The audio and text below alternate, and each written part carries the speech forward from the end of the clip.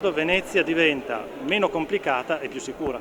Beh, diciamo anche che l'abbiamo voluto con forza. L'idea di avere un elettrocardiogramma da subito trasmesso in tempo reale all'ospedale All'Angelo per le valutazioni del caso significa avere veramente chiuso un progetto al quale tutti sognavano, ma noi l'abbiamo realizzato. Adesso questa, eccellenza che futuro ha? Sarà solo un ambulatorio per turisti oppure sarà il primo esperimento di tanti ambulatori sul territorio?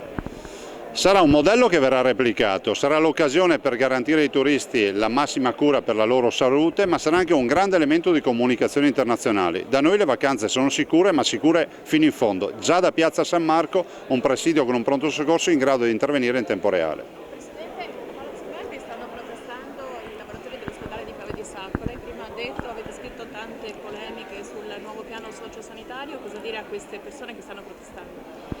Ma la totale disponibilità ad ascoltare tutti. Non condivido l'idea che qualcuno possa dire, ma parlo in generale, che ci possa essere un Presidente della Regione, una Giunta che fa angherie, chiude ospedali, non tiene conto delle istanze dei cittadini. Una prova per tutte. Ho letto da qualche parte che noi avremmo dovuto aver programmato, diciamolo così, la chiusura del centro per i disabili, i malati e i ragazzi, i ragazzi Down su Piave di Sacco. Mai pensato, mai ipotizzato, però qualcuno ce lo attribuisce. Se ci sono dei problemi li affrontiamo, rendiamoci conto che stiamo programmando la sanità che coinvolge 94.000 dipendenti, dà salute a 5 milioni di veneti e non mi sembra che l'obiettivo del Presidente della Regione e della sua Giunta sia quello di far del male a qualcuno.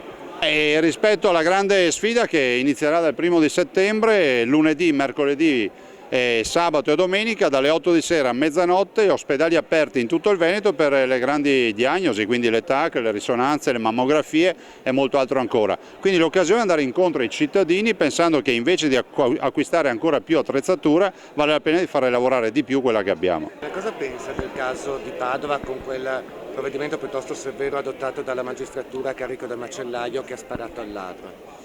Guardi, non conosco la dinamica di queste vicende, certo è che l'angoscia e l'esasperazione dei nostri cittadini poi si traduce anche nella legittima difesa. Non ne conosco i termini, non conosco il contesto, però dico anche che noi non ne possiamo più, siamo angosciati dal fatto che ti possa entrare in casa qualcuno che nel migliore dei casi ti rubi la gallina, nel peggiore dei casi magari si trasformi nel delitto di gorgo. Questa è una grande preoccupazione. Però anche la necessità delle ronde di cui tanto si era parlato sono improvvisamente scomparse. Beh, guardi, le ronde, la protezione civile, tutti quelli che comunque controllano, gli inglesi lo chiamano neighbor watching, no? Il controllo del vicino. Penso che sia strategico e sia assolutamente coadiuvante alla grande azione che fanno le forze di polizia. Ma il problema non è arrestare e fare prevenzione sul territorio, il problema è che quando poi li consegniamo ai giudici, i giudici si ritrovano ad applicare delle leggi che sono leggi colabrodo che li mettono subito in libertà.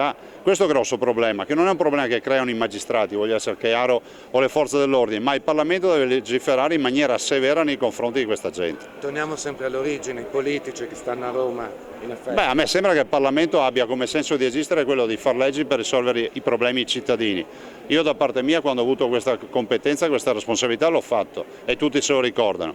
Oggi, ad esempio, il tema della delinquenza che ti entra nelle case va risolto in maniera vigorosa con un bel colpo di reni. Non è che tu puoi far fare il giro del palo in questura o al tribunale a un ladro che poi se ne torna a casa e magari te lo ritrovi piazzato davanti a casa. I dati delle questure ci dicono che quando un ladro viene pizzicato, questo ha già commesso mediamente 10 furti nei quali non è mai stato trovato, cioè nel senso che 10 furti li ha fatti commessi in maniera assolutamente tranquilla e anonima.